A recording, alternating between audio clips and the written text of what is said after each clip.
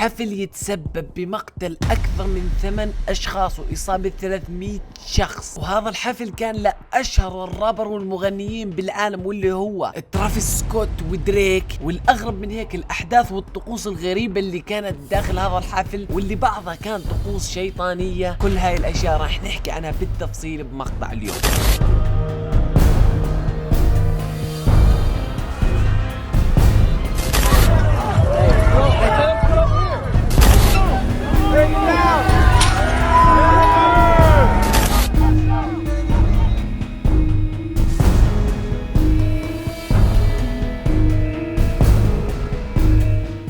السلام عليكم، انا مهندس سيوف ورجعت لكم مقطع جديد. طيب مقطعنا اليوم زي ما شفتوا عن حفلة الرابر ترافيس سكوت ودريك يلي عاملة ضجة بكل مكان وترند بالتيك توك وبكل مكان، لانه الاشي اللي صار فيها اشي مش طبيعي. تخيل يا اخوان، ناس رايحة تحضر حفلة لمغني يحبوه ويتوفى فيها اكثر من 8 اشخاص و300 اصابة. الموضوع مش طبيعي، فقلت لازم نحكي عنه، وبرضه نحكي عن الاشياء اللي كل الناس قاعدة تحكي عنها، اللي هي الطقوس الشيطانية اللي كانوا يحكوا فيها انه بهذا الحفل، وبوسترات الماسونية اللي كانوا معلنين عنها ببداية الحفل. كل هاي الاشياء ان شاء الله راح نحكي عنها، بس قبل ما ندخل على المقطع لا تحرمونا من ضغطكم على زر اللايك، واذا عجبك المقطع اشترك بالقناة تشرفنا. وخلينا ندخل على الجزء الاول واللي هو الزحمة اللي صارت على هذا الحفل. طيب يا اخوان، بالبداية خلينا نحكي عن التنظيم. الاشخاص هذول مغنيين معروفين عالميا، يعني عندهم فوق ال 45 مليون فولور ومتابع، فالمفروض انه يتم اختيار المكان المناسب اللي يسع جميع جماهير هذول الاشخاص، ونقول اختاروا مكان، وهذا المكان يسع لاكثر من 50,000 شخص، او مش اكثر، 50,000 شخص بالضبط. لكن الاشي الغير متوقع واللي هو لما تم بيع جميع التذاكر، يعني كل التذاكر انشرت.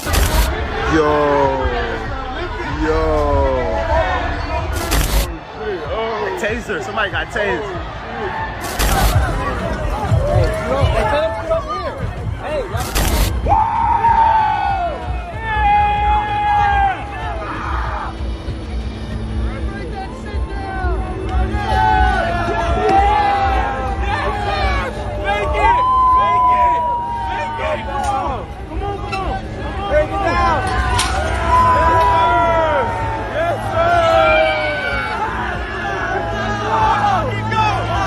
نعم عزيزي المشاهد، زي ما شفت الجمهور قرر انه يدخل الحفل بالقوة، وبهيك بدل ما كان عدد الناس اللي راح تحضر الحفل 50,000 صاروا تقريبا 70 ل 80,000 شخص. فهون صفى ما في تنظيم للحفل، لانه ما راح يقدروا يتحكموا بناس داخلين هذا الحفل بالقوة. وهون كانت الحركة الغبية من التنظيم انهم سكتوا عن هذا الموضوع. نقول انه التنظيم سكت عن هذا الموضوع، وندخل للاجواء الغريبة اللي كانت لهاي الحفلة، ونيجي لاول اشي واللي هو بوسترات الاعلان عن الحفلة. شوف عزيزي المشاهد بوستر اعلان الحفلة. نعم عزيزي المشاهد، زي ما شفت بعينك، يعني اول اشي يخطر على بالك لما تشوف هذا البوستر اللي هو الماسونية، وما تقدر تجادل بهذا الموضوع، صح؟ فهون يصير في علامات تعجب على هذا الموضوع. هل هو فعليا الحفلة هذا مدعوم مثلا من الماسونية يلي توصل انه تحط علامتهم على بوستر الاعلان الحفلة؟ الموضوع فعليا غريب يا اخوان. وركزوا على نفس البوستر زي كأنهم بادين بالكرة الارضية، اللي هي هاي كاملة الكرة الارضية، هم بادين وقاعدين ينتشروا. علي فاهمين كيف مبدأ البوستر؟ مبدأ جدا غريب. وحتى هون شايفين زي كأنه هون البؤرة وقاعدة تنتشر. فشو رأيك انت عزيزي المشاهد؟ اعطيني رأيك يهمني بهذا الموضوع. ونيجي لعلامة الاستفهام الثانية واللي برضو الناس عملت ضجة وصارت تحكي عنها، واللي هو برضو البوستر الثاني. شوفوا كيف شكل ترافيس سكوت زي كأنه فضائي، وركزوا لي على الكلام اللي مكتوب when the end arrives it's really the beginning، واللي هو يقول لك انه لما النهاية تيجي اعلم انها البداية. وهون الناس بلشت تربط هذا الكلام مع الاشخاص اللي ماتوا، انه نهاية 8 اشخاص صارت بنفس المكان ويربطوه مع نفس الكلام هذا. انا قاعد اعطيكم علامات استفهام عن الحفل، وانت الك حرية التفكير عزيزي المشاهد. ننتقل للنقطة الثالثة واللي هي الكلام اللي كان مكتوب داخل الحفلة، واللي هي see you on another side او on the other side، واللي هي اشوفك على الجهة الاخرى او الجهة الثانية. هاي الها استفهام كبير، واللي هي الاستفهام الاول انه المقصود فيها مثلا انه اشوفك بعد الموت، هذا مجرد تحليل. والتحليل الثاني واللي هي البلوزة اللي كان لابسها ترافيس سكوت. البلوزة اللي كان لابسها فيها اشخاص يا اخوان، الاشخاص على الجهة الشمال بيكون لونهم ازرق، وبيدخلوا داخل باب وبصير لونهم احمر، واللي هي فهمت انه الازرق زي كانه كانوا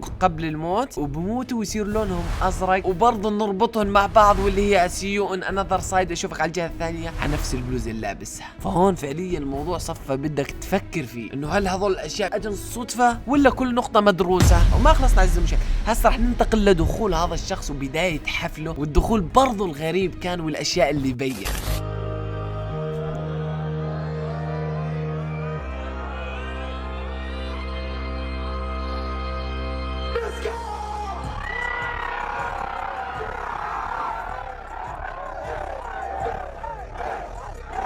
طبعا لو ركزت عزيزي المشاهد على النار اللي كان طالع، هاي النار كانت طالعه من داخل مثلث. ما اعرف، انا لما شفته لاول مره وقبل ما اعرف انه هذا المشهد لحفله ترافيس سكوت كنت بفكره دخول شيطاني بصراحه. فعليا ظني ما راح لبعيد. تعال مثلا خلينا نفرجيك الناس شو كانت تشوف وش اللي تم تصويره بهذا الدخول.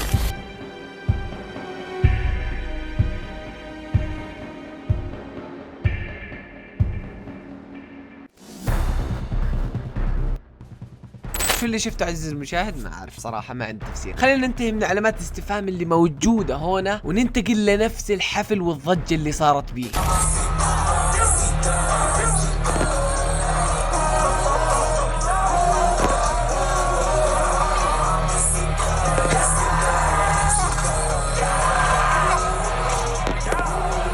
زي ما شفتوا بدأ الحفل والناس بلشت تتحمس وتتفاعل معه، لكن لو ركزتوا شوي في الفيديو راح تسمعوا انه في صوت ناس قاعد تصرخ، وصراخها هذا جاي من وجع، مش صراخ تفاعل مع الجمهور او مع الحفلة. وهون بلش يصير الاشي الغير متوقع، واللي هو انه من قد ما عدد الناس كبير بهاي الحفلة صار في ناس توقع على الارض، والناس بتفاعلها بالحفلة ما تنتبه عليهم نهائيا، وبالعكس تظلها تنط عليهم. انتم متخيلين معي شو يعني؟ مثلا في واحد من قد ما في ازدحام ضاق مثلا تنفس عنده، بطل قادر يتنفس، وقع على الارض، والناس بدل ما تساعده تبلش تدعس عليه. وحرفيا هذا الاشي اللي صار بالحفلة. طبعا الشرطة لسه ما اعلنت عن الاشي اللي صار او نتائج الاشي اللي صار للحظة نزول هذا الفيديو، لكن بوجهة نظري هذا السبب المقنع لهذا الموضوع. في وجهة نظر ثانية وبلشت تنتشر، واللي هي انه في ناس تحكي انه في اشخاص داخل هذا الحفل كانت قاعدة تحقن الناس بإبر سامة. هاي لسه ما تم إثباتها، بس أوعدكم إني راح أظل متابع موضوعها، وأي خبر يجي عنها راح أعلن لكم عنه بالإنستغرام، فأنت تابعني عشان نجيب لكم آخر الأخبار عن هذا الموضوع. قول خلصنا من الموضوع الأول. المهم لما الناس بلشت تقع والصراخ بلش يرتفع وأعداد الناس اللي صارت بدها مساعدة يرتفع، هون الناس بلشت تعرف إنه في إشي غلط قاعد يصير بالحفلة. فالناس هون بلشت تهتف مع بعض، كل الجمهور صار يحكي مع بعض لترافيس سكوت إنه وقف الحفلة وقف الحفلة. وهسه راح اجيب لكم الفيديو.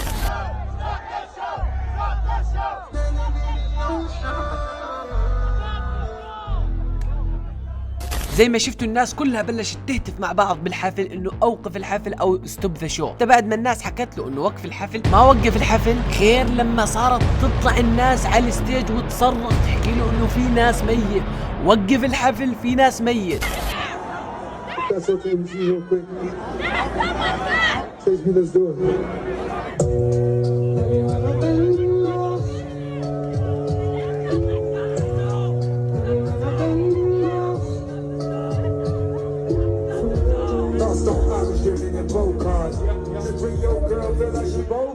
نعم عزيزي، زي ما شفت الناس كانت تطلع وتطالب انه يوقف الحفل، وعلى الرغم هذا ما وقفوا غير بعد هتافات كبيره. ولما شافوا انه في امبولانس وشرطه اجت وفي ناس مرميه على الارض، وقف ترافيس سكوت الحفل وحكى انه في ناس هون بدهم مساعده. عاد المفروض هو الشخص اللي يكون مبين عنده لو حصل اشي غلط، لانه هو بمكان مرتفع. شوفوا مثلا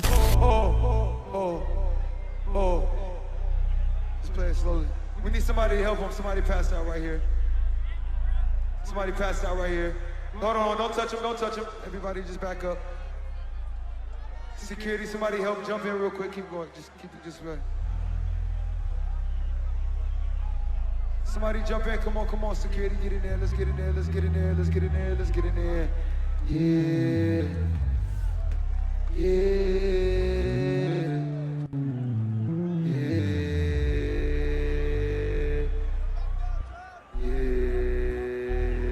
هذا الاشي الصادم والغريب اللي كان موضوع، انت شفتوا هو وقف لثواني تمام، بين قدامه انه في شخص مغيب زموه قدام عينك وانت بعدك قاعد تغني. هذا اكثر اشي كان غريب، وعشان هيك الناس قلبت عليه بعد هاي الفيديوهات اللي طلعت له.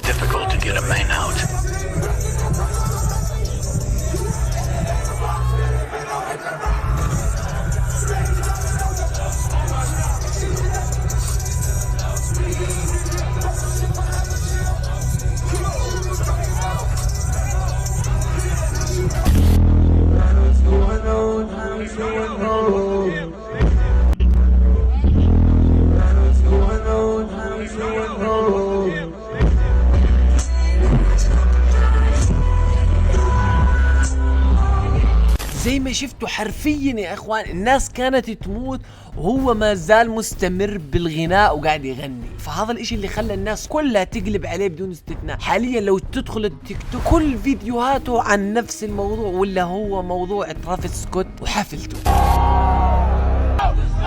But I kid y'all not, bro. As soon as Travis Scott started, like, and then he popped out.